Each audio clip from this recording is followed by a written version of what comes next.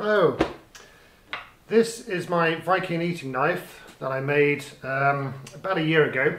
It's been really useful, not as an eating knife but as a carving knife. So all these spoons that I've been making, I've made pretty much using this knife and also the little hook knife that I made at the same time. I always meant to make another one of these to actually use in the kitchen, and a few days ago a chap called Joe got in touch with me and asked if I'd make him one, and I thought it'd be a good opportunity to make them two together and make a little video of the process. So I've got a few ideas of improvements I can make since I made this one. Bear in mind, this was my second ever knife that I made. So the problem with this knife as a eating knife was that I'd made the bevel too stout, and that meant when you cut through something like a carrot, the bit you've cut just pings off, which is not ideal. Now I could have fixed that by making a flatter grind and bringing the bevel right back here, but instead I found that curved stout bevel actually works superbly as a carving tool, because it means that I can get in and back out of a piece of wood. Whereas if you imagine if this was a more traditional bevel on there, it would act like a chisel and just go in, and then it would struggle to come back out again. So for spoon carving, this knife works brilliantly. But of course I didn't make the knife originally for spoon carving, or not just for spoon carving. So I always intended to make another one of these and put like I say, a deeper bevel on there, a flatter grind, and make it into an actual proper kitchen knife. So this, along with all the other knives that I made so far, was made from a piece of circular saw blade. I've got another circular saw blade here. Now this seems to be really nice steel for making knives. First though, I'm just going to cut it in half and then stick it in the forge and anneal it. So we'll go through that process.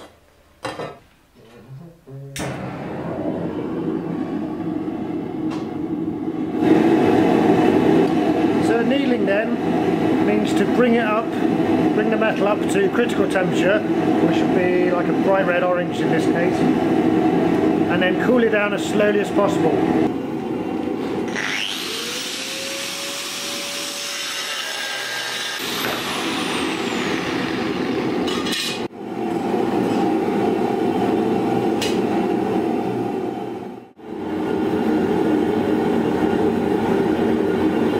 Kind of orange is what I'm going to aim for across the whole thing.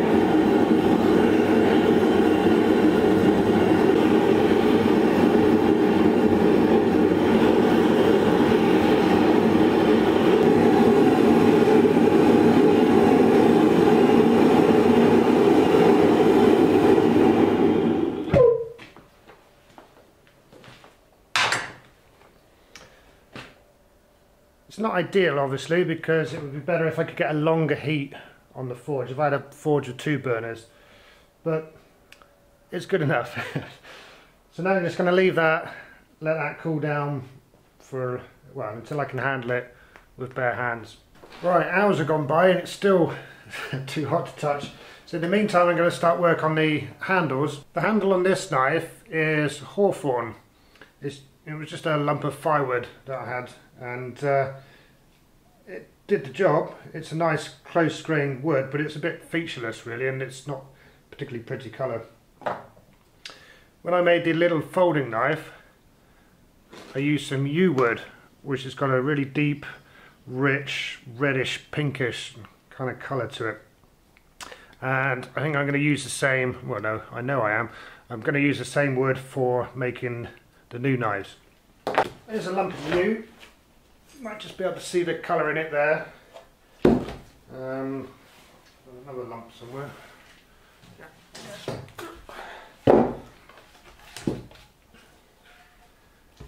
And I think it was some bits I split off of this one that I used on the little pocket knives. So if I hit a hammer against a hammer, I might chip it. But because this is a copper mallet, no worries.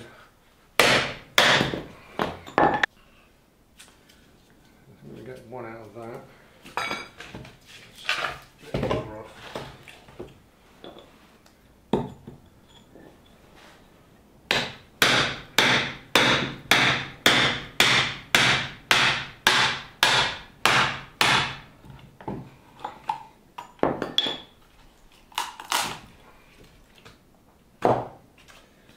Knot going on there, which isn't great.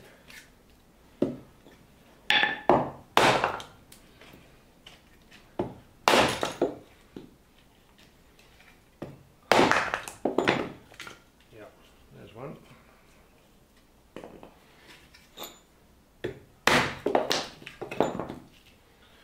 There's another.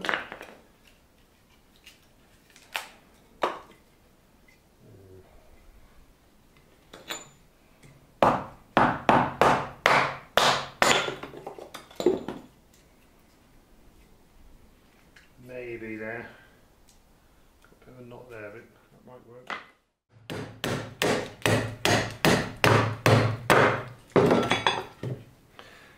Now when I'm making a spoon, I go straight from hacking it out with a splitting throw to using the carving knife. But when I'm making a spoon, I'm actually trying to follow the grain, and like with these, this is plum wood and it's got really nice heartwood and sapwood. You can see better on a finished spoon there. But when I'm making a handle, what I'm after, instead of following the grain and having something rather rustic looking, I know when I make a knife it's going to turn out rustic looking anyway, I want the handle to be quite consistent in its shape. So even though the handle is oval in cross section, I'm going to put it on the lathe and turn it and get the outer, the widest parts turned down in the lathe first, and that will give me something to go off. I know that that's perfectly consistent then, and then I can scallop out these middle bits. It doesn't show up very well, but there is quite a scallop in there, which means that it sits very nicely in the hand. And I'll do that again on the next handles. So I'm just going to hack off the corners with this and then mount it in the lathe and take it down to these dimensions here and here.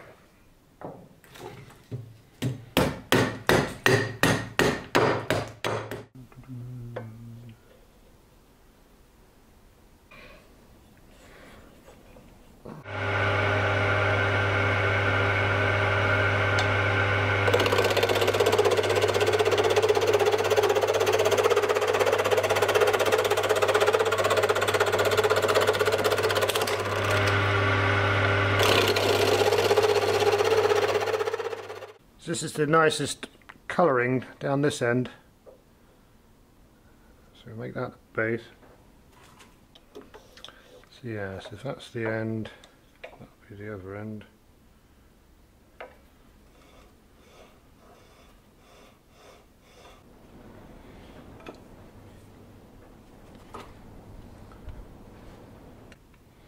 They're about the same there and there.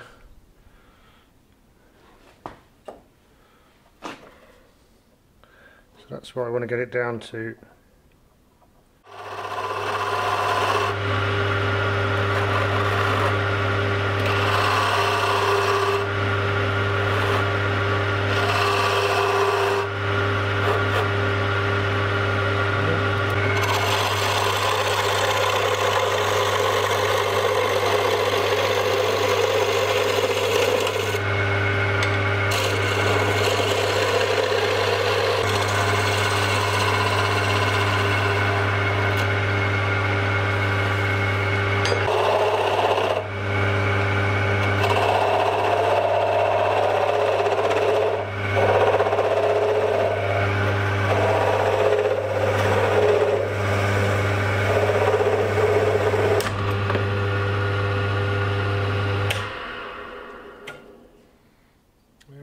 There's our blank. Right, it's had a good long while to cool down.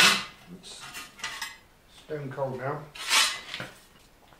So by cooling down really slowly over the course of quite a few hours in the forge there, this is now as soft as this steel is going to get. Right, next step then is to slice it up. I think what I'm going to do is I'm going to make one knife for my customer, one knife for myself, and I think I might as well chop up the rest of this saw blade and see if I can get a few more knives out of it. And if they all come out well, I'll put them on the website.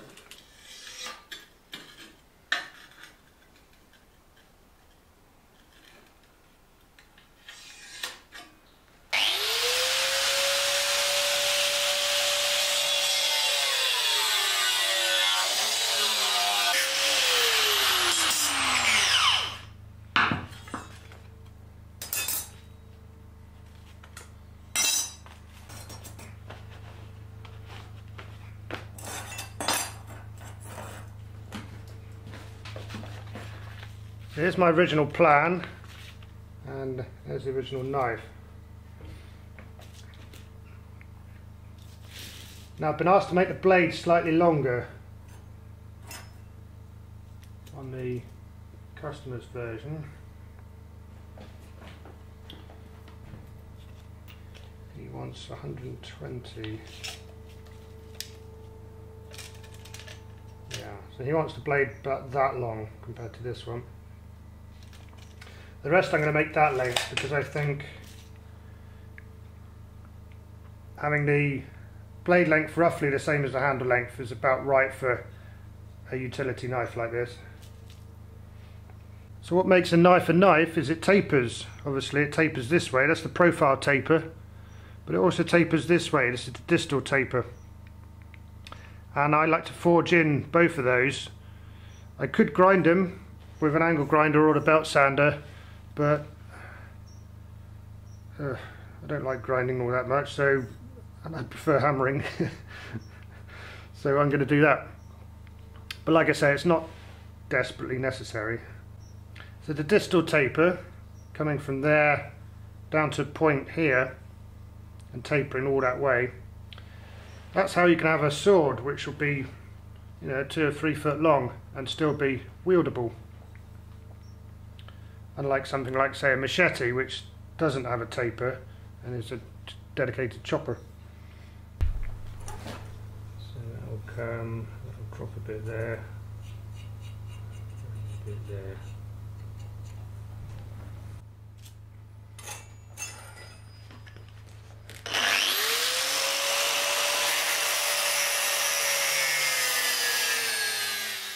So I'm not going to change the shape much when I'm forging, it's just a case of getting the main bevel in there and the distal taper towards the end.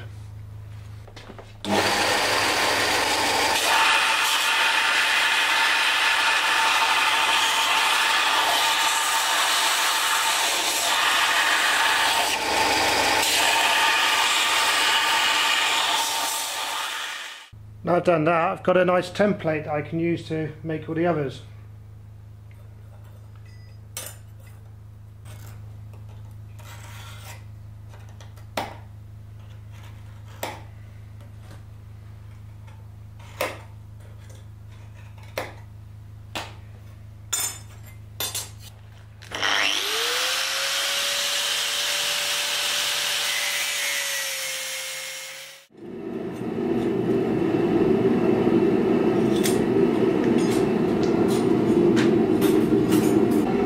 Forging the tapers into the blades using this little French pattern cross-peen hammer. The reason I use this is because the shape of the face on it minimises the hammer marks, and because you've got such a thin piece of metal you need to minimise the hammer marks, otherwise you're not going to have enough meat there to grind them away otherwise. If I didn't have this, I would use light ball peen hammer like this, but I have sanded the edges here and smoothed them a bit, but I'd probably dress this a bit more, make it even more smooth. I wouldn't use the ball peen, that'd be too aggressive.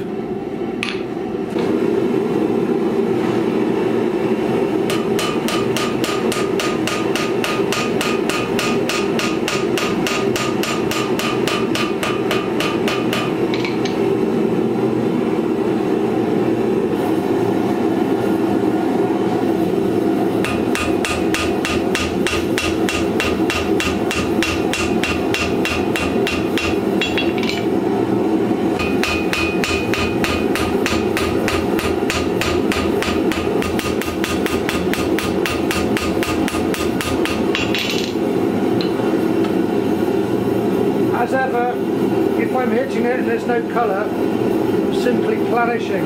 I'm knocking off the scale and just smoothing the surface. I'm not hitting it hard at all.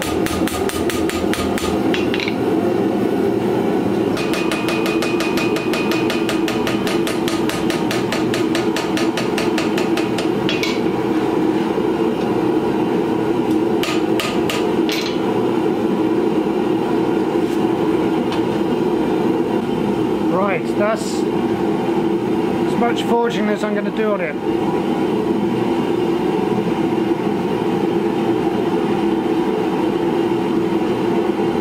You should be able to see there is a distal taper.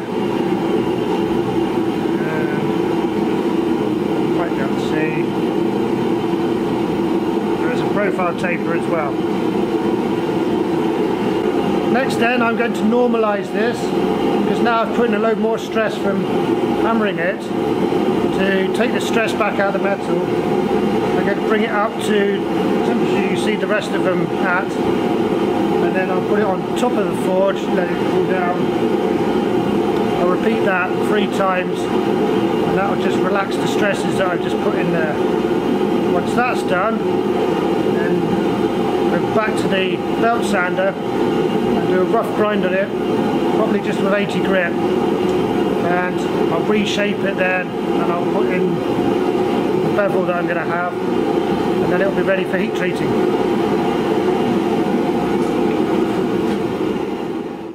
Right, while I'm waiting for the metalwork to cool down and normalise, I'm getting on with the handles. What I'm doing here is taking the blanks that I did on the lathe, so this is obviously round, and I'm turning it oval. So the nice thing, like I say, we're starting on the lathe, is that I've got the finished dimensions in the large sense, and then I've just got to take out the sides, and what I'm doing here is scalloping them out here and here and underneath. So it's a bit subtle on camera, I guess. If you've ever watched Forged in Fire, you'll know that they go on all the time about the importance of indexing, meaning that when you grab hold of a knife or a sword or any blade, you need to know where the edge is.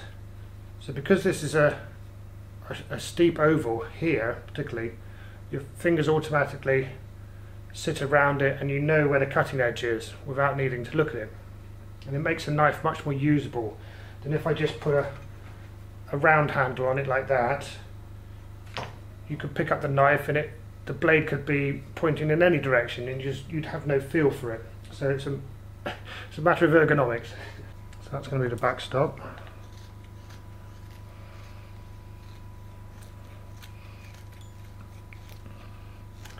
And then this will be the space for the 2 smallest fingers.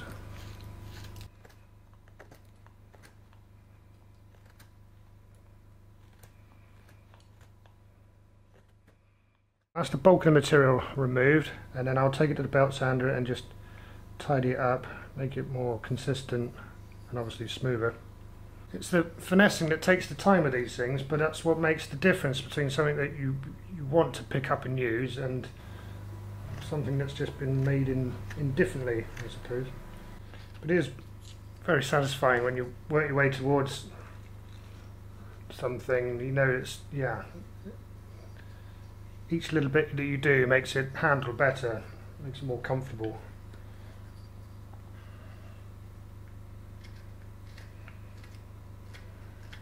When the early things that I made, I was just happy if I made something that fulfilled its function, more or less. So yeah, I guess I've come on a bit since then.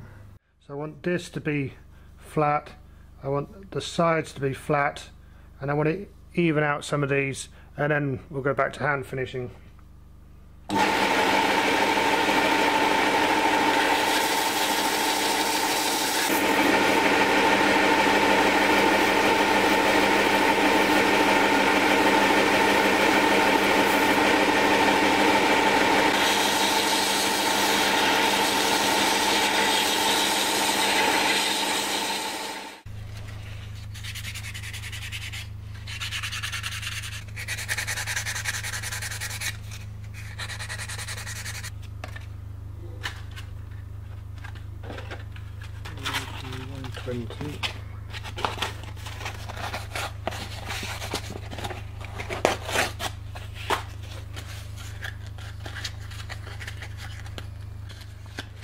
So I'm going 80, 120, 320, and I might even go up to 500 with this because it's very close grained hardwood. It will take a very high grit and it will come up really nice.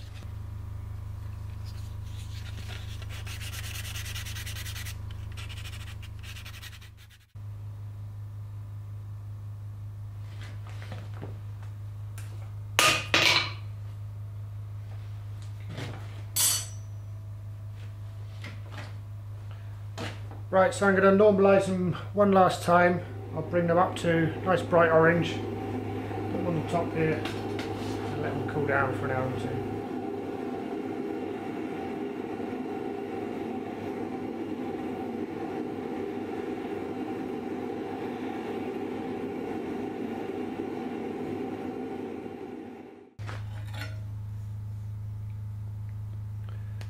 So that's 3 normalisation cycles. And they're nice and straight, but obviously they've deviated somewhat from the shape that they should be. So I'm going to take them over to the belt sander and sand them back to the right profile and just put a rough grind on it before I heat treat it as well.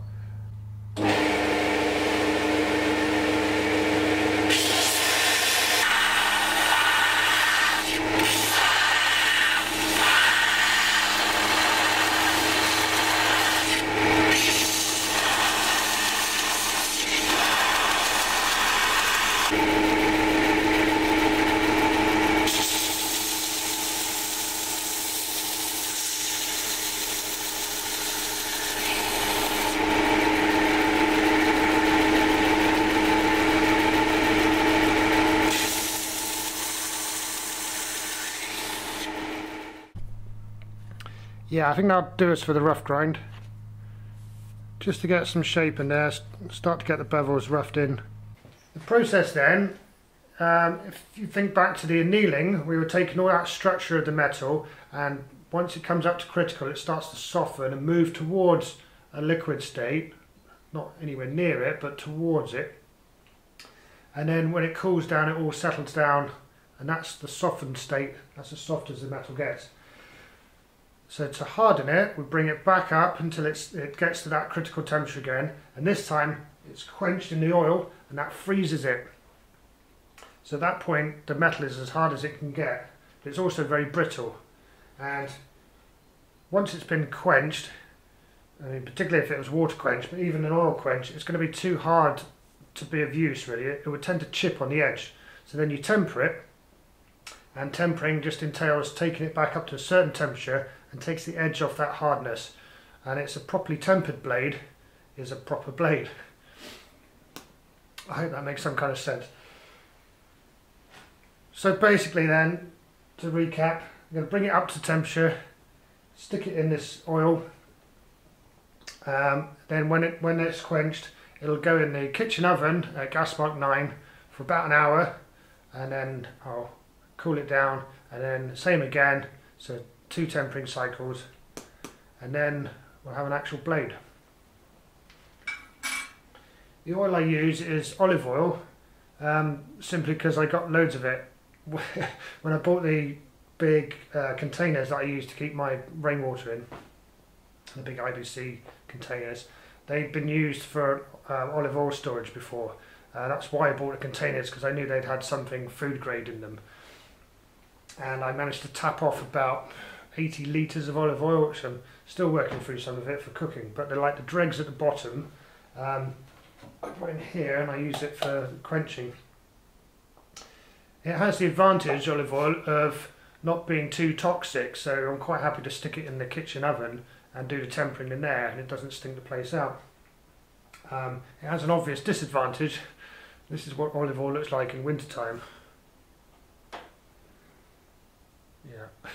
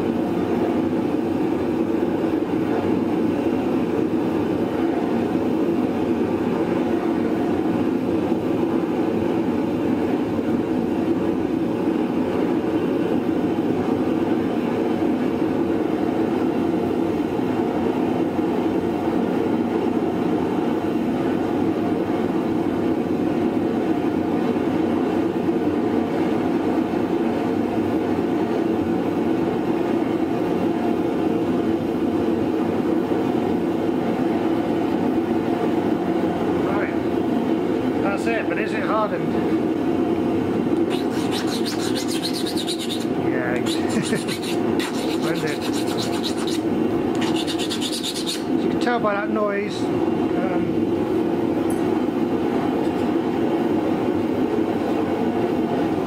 so the same file on a bit of mild steel.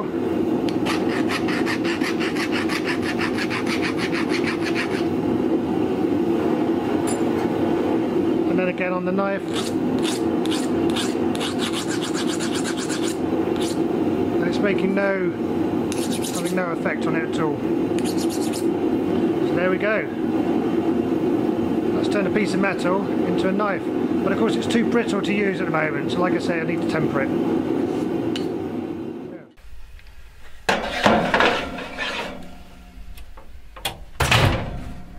And that's what they look like after they've had a good few hours being roasted in the oven. Next then would be to get the handles fitted, at least roughly. So I've sanded them all up now, they're all looking quite nice. Got to get that in there.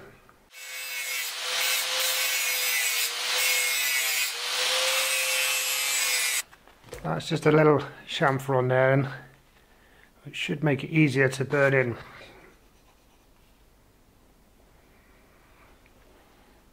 That'll do.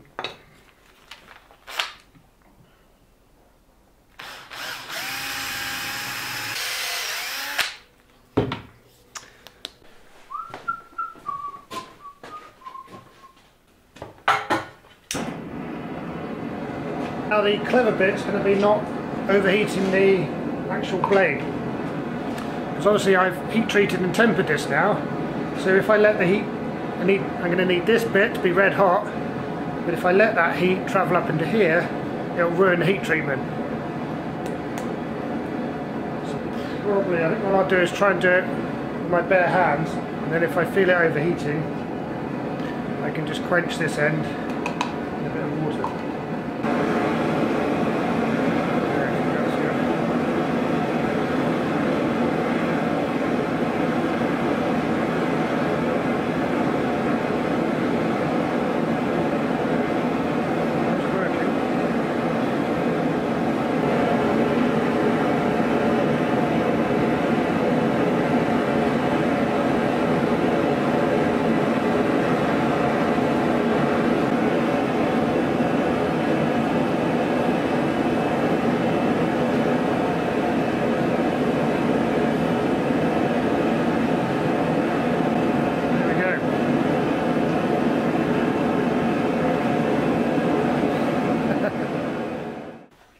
Yeah, so not tried that before, but really quite easy actually. I might have left it protruding out a bit if I was just going to rely on a friction fit, but because I'm going to epoxy the blade in just for safety,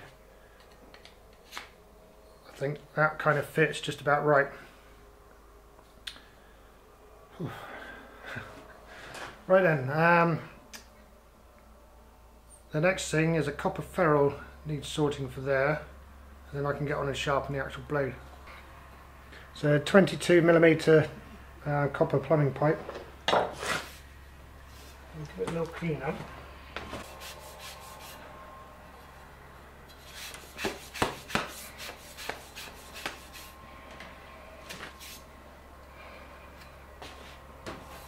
I'm going to cut the copper pipe using an actual pipe cutter. Obviously I could use a hacksaw, but the pipe cutter means that it gives a nice square cut.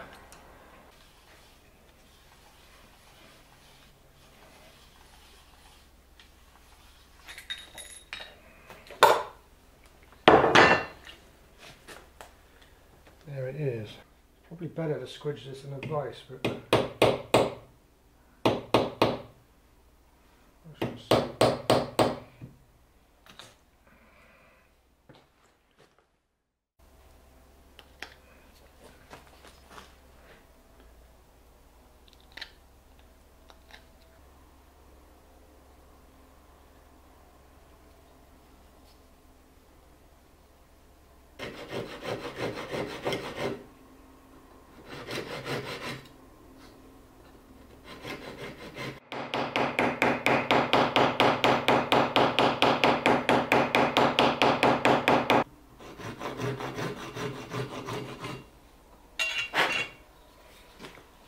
Right, you might be able to see that. There's a really consistent gap all the way around now.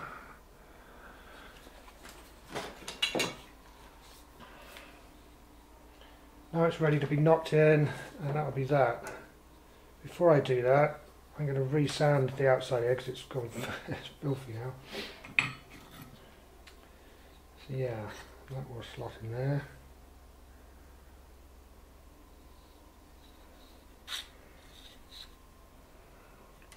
All will be well.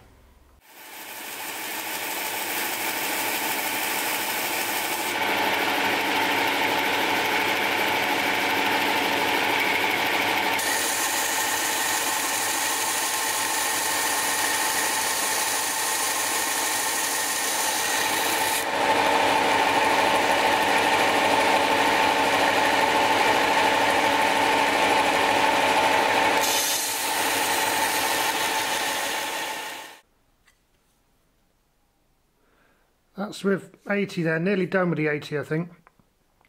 And what I'm doing now is just getting these bevels in. I'm going to leave a bit of the forge marking in, I don't mind that. But the bevels this time I wanted to bring almost to halfway, which I've pretty much done there.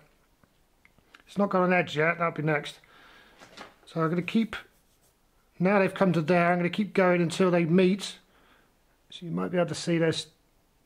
They don't quite come together just yet. And then as soon as they meet together, I'll switch in the 80 and I'll start working up the grits.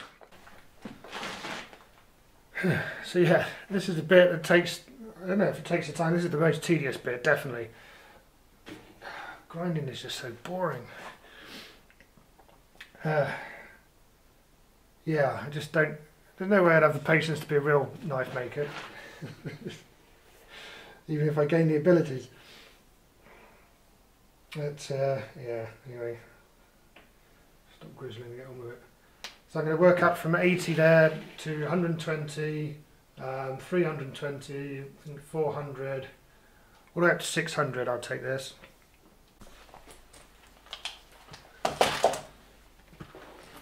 Okay, we're here with the what's going to be the slightly longer knife that I was commissioned to make. The reason for this whole project. So this, you remember the blade is a little bit longer, roughly 120 mil instead of 100.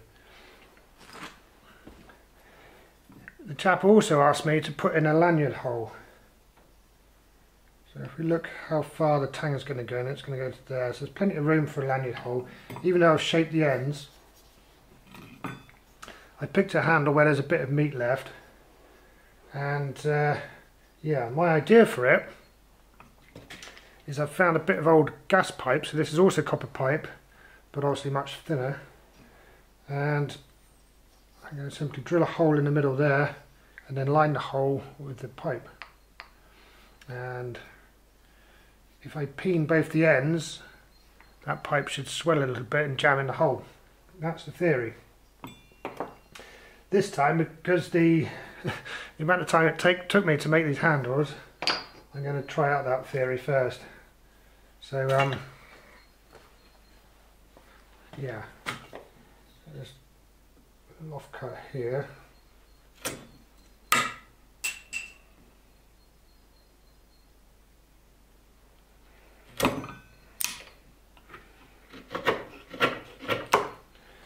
yeah, just make that oval.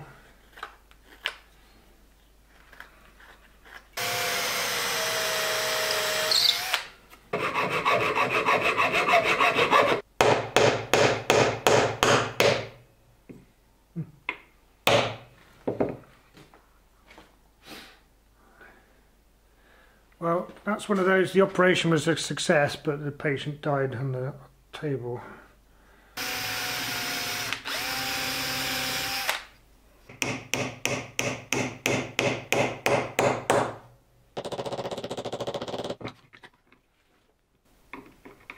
What I'm trying to do is to flare the pipe ever so slightly.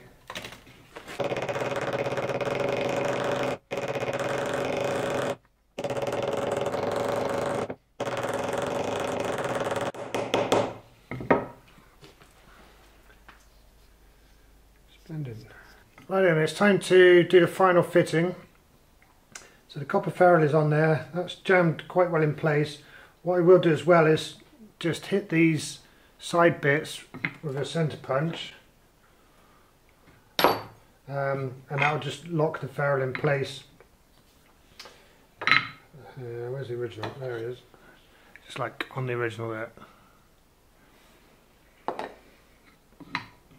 I'm just going to use some Aradite. This is the rapid stuff. Although it won't be that rapid because it's really cold in here.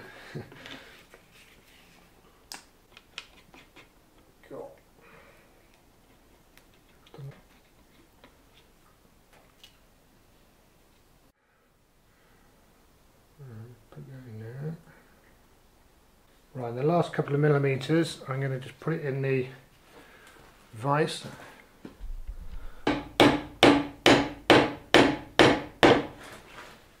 Just cinch it home like that.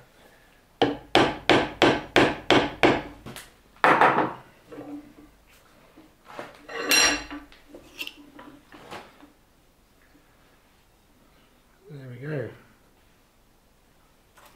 Good.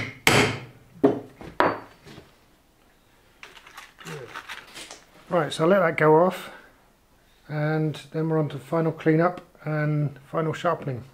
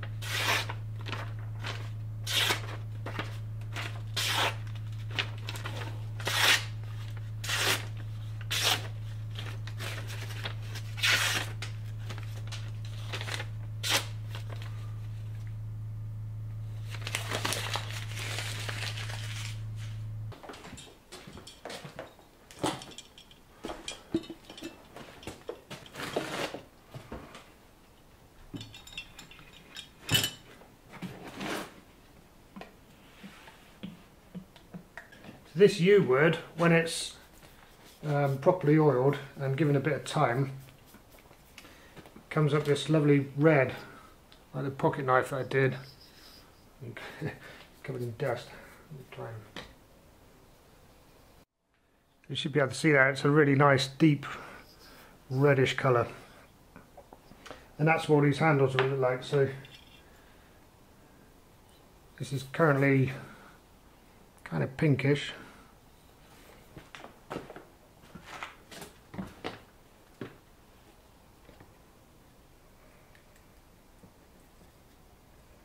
Right then, they've soaked overnight. Let's see what we got.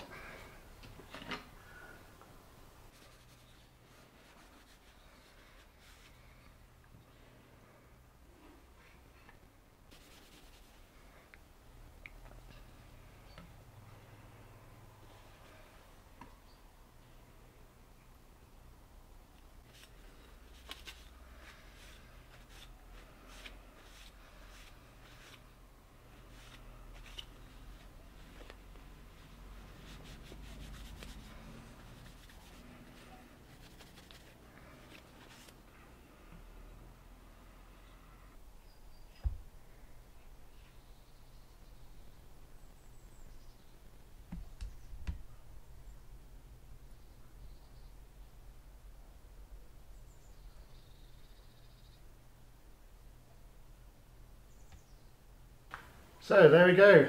I'm reasonably pleased with how they came out. The fit and finish isn't spot on, but that could always be better, I suppose.